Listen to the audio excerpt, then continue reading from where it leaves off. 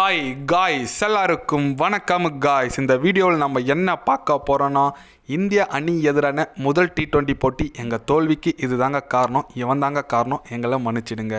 கண்டிப்பாக அடுத்த போட்டியில் இந்திய அணியை நாங்கள் பை வாங்கிய தீர்வோம்போ அப்படின்னு சொல்லிட்டு போட்டி முடிஞ்சோடனே அதுவும் முதல் T20 போட்டி தோல்விக்கு அப்புறம் பார்த்தீங்கன்னா பத்திரிகையாளர் சந்திப்பில் ரொம்ப கோவத்துடன் பேசியிருக்காருன்னு சொல்லுங்க. தோல்விக்கு சில பல காரணம் கூறியிருக்காரு.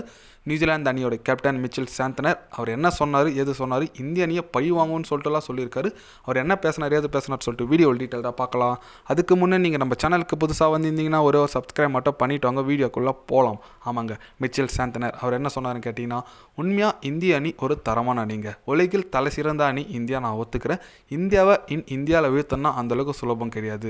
நாங்கள் வரும்போது இதெல்லாம் எதிர்பார்த்து வந்தது தான். இருந்தாலும் பரவாயில்ல, ஃபஸ்ட்டு போட்டியில் நாங்கள் நல்ல பாடத்தை கற்றுக்கணும், அடுத்த போட்டியில் நாங்கள் கம்பேக் கொடுப்போம்.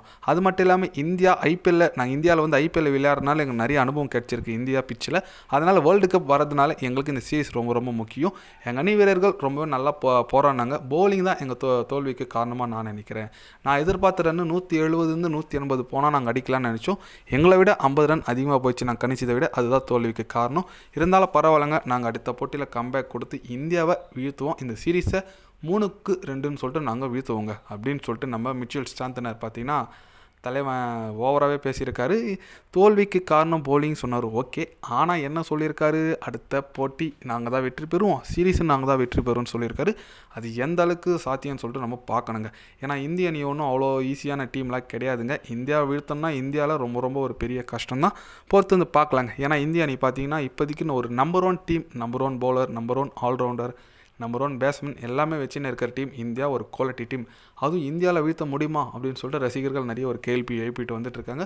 பொறுத்து வந்து பார்க்கலாங்க. ஆனால் சொல்லி அவனுங்க அபிஷேக் சர்மா என்ன பேட்டிங், அபிஷேக் சர்மா இருக்கட்டும், பவுலிங்கில் வருண் சக்கரவர்த்தி, சிவன் துபே 2 விக்கெட்டு, வருண் சக்கரவர்த்தி 2 விக்கெட்டு, எல்லாருமே ஓவரால் செம்ம பர்ஃபார்மன்ஸ் கொடுத்துருக்காங்க. உண்மையாக இந்திய அணி ஒரு தரமாக இருக்குங்க.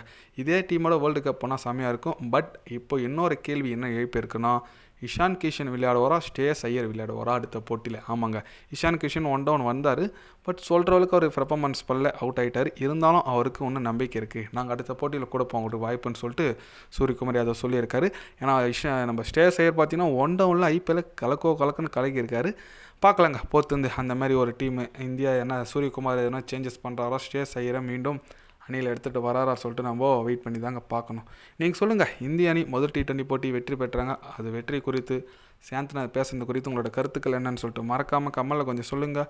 இது போன்ற ஸ்போர்ட்ஸ் நியூஸாக தெரிஞ்சுக்கணுன்னா சேனலை சப்ஸ்கிரைப் லைக் ஒன்று பண்ணிக்கோங்க. கண்டிப்பாக day by day channel update வரும்.